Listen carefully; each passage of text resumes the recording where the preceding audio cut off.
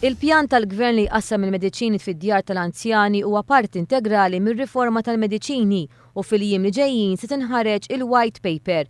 Dan qalu l-Segretarju Parlamentari Franco Mercia waqt konferenza tal-aħbarijiet bit-tema Malta aktar b'saħħitha, Malta aktar ġusta. Mercia tkellem ukoll dwar il-ħtieġa li jkunu stabiliti standards ta' residenzi għal persuni b'diżabilità u qal dwar dan ukoll għaddejja ħidma fuq 6 residenzi. Fil-fatt tal dan il-għan ġew allokati 400,000 euro lill-Aġenzija Support.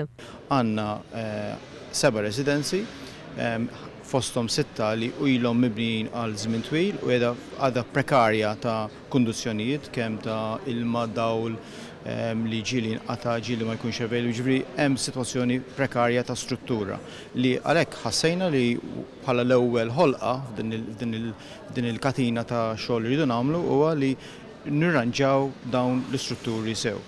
Secondly, qed nagħmlu l-standards, qed naħdmu fuq l-standards li nistennew sal-bidu tas-sena d-dieħla ikonna l-standards f'idejna biex inkunu nistgħu nagħmlu pjan kif se nimxu biex ikonna il-residency available. Se jsir tibdil biex diversi servizzi li jingħataw lil persuni b'diżabilità jingħataw minn entitajiet oħra minn barra dawk mogħtija mill-Kummissjoni Nazzjonali Persuni b'Diżabilità. Il-Kummissjoni Nazzjonali Persuni b'Diżabilità rażżida fil-budget ta' 20,000 euro. Il-KMPD hija r-regolatur tal-qasam ta' diżabilità u as a result irridu nsommuha bħala regolatur. Bħalissa għandha ċertu servizzi fosthom il-Blue Badge, il-Tax Exemption ta' fuq il-vetturi, ċertu servizzi oħrajn biex jipprovdu attrezzamenti għal persuni b'diżabilità.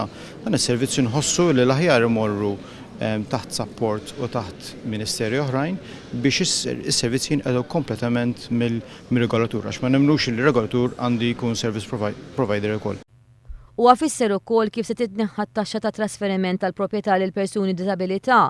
Tħabbret ukoll żieda fl-allowance ta' tfal b'diżabilità minn 16.31 euro din se tiżdied għal 20 euro fil-ġimgħa.